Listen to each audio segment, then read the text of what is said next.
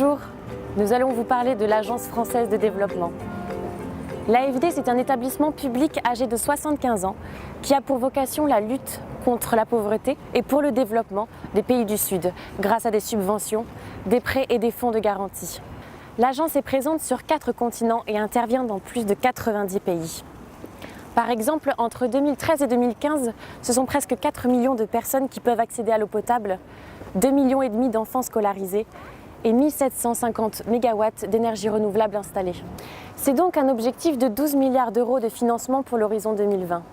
Alors, fort de son expérience, l'agence s'appuie sur le CEFEB, son centre de formation, pour transmettre les savoirs, les savoir-faire et favoriser les échanges, notamment sur la thématique des villes durables. Depuis 2009, ce sont près de 600 responsables de collectivités qui ont pu bénéficier du parcours de formation, intitulé « Pilotage des collectivités locales », décomposé en 4 thèmes que nous allons découvrir. Et pour commencer, le management et la conduite de projet. Lors de ce module, les participants sont invités à réfléchir sur le délicat passage de la stratégie politique vers le projet opérationnel. Ils abordent les problématiques de conception d'un projet territorial, d'accompagnement du changement et de fonctionnement des organisations, pour être capables de mobiliser des acteurs internes et externes lors de la mise en œuvre de leur projet. Des techniques d'animation et de mise en situation originales sont proposées pour favoriser les échanges à l'intérieur du groupe de participants sur la base de projets réels. Tous les matins sont des réunions de groupe où finalement on s'attelle à effectuer des jeux et ces jeux permettent donc de stimuler les équipes. La spécificité de cette formation, c'est que nous adossons toujours chaque élément à un cas pratique, fil rouge, que nous déroulons tout au long de la formation. Les exercices de team building en termes plus généraux de management, de stratégie sont très intéressants. Moi, je les retiens même à retranscrire ou à retransmettre à des équipes. Ensuite, passons au thème « Les instruments de stratégie financière ». Les participants développent une analyse stratégique et financière d'une collectivité locale sur la base d'une étude de cas, fil rouge. Ils utilisent des outils leur permettant de proposer des scénarios prospectifs pour cette même collectivité. Les différents échanges s'articulent autour de l'identification des leviers de financement des collectivités locales, la reconstitution de la chaîne de l'épargne permettant l'analyse des principaux ratios financiers et les variables financières à identifier pour tracer des trajectoires prospectives.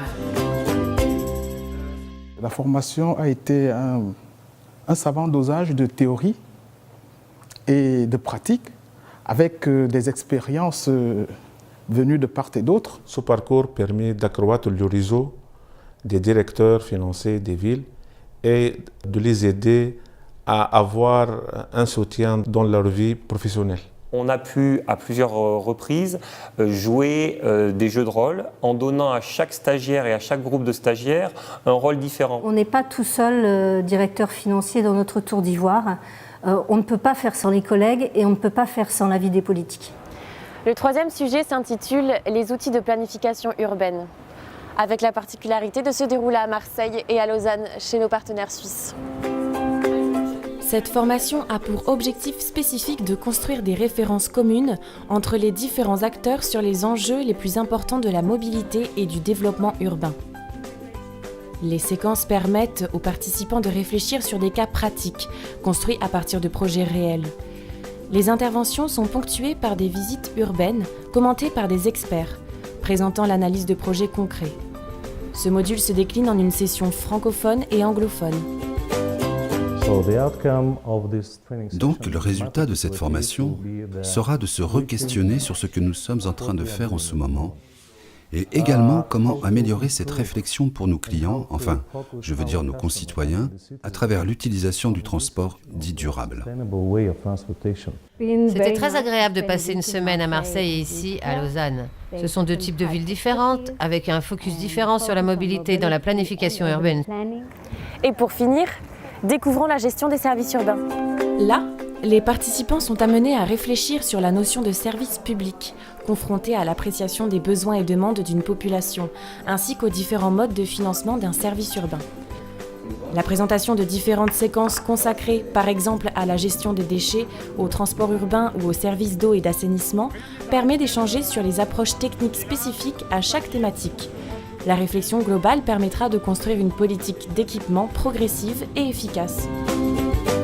qui me surprend chaque année, c'est l'enthousiasme des participants et le fait qu'ils se prennent vraiment au jeu des cas pratiques. En dehors des cours, on va dire, des présentations théoriques, nous avons eu à entrer dans des cas concrets qui nous ont permis justement de nous projeter dans nos villes. Quand un des formateurs parlait de Cotonou, d'autres de Ouaga, d'autres d'Abidjan, on a eu vraiment l'impression que ce n'étaient que des Français qui connaissaient aussi bien l'Afrique que nous. Vous l'aurez compris, l'AFD et le CEFEB, c'est la possibilité d'offrir aux responsables de collectivités des outils de formation et de réflexion indispensables à la construction des villes de demain. Alors si vous voulez y participer, à titre individuel ou dans le cadre de votre collectivité, n'hésitez pas à nous contacter via notre site internet ou les réseaux sociaux. De même, si vous souhaitez développer une formation similaire sur votre géographie, en utilisant les matériaux pédagogiques mis au point par le CEFEB, contactez-nous. Au revoir et à bientôt dans nos cycles de formation.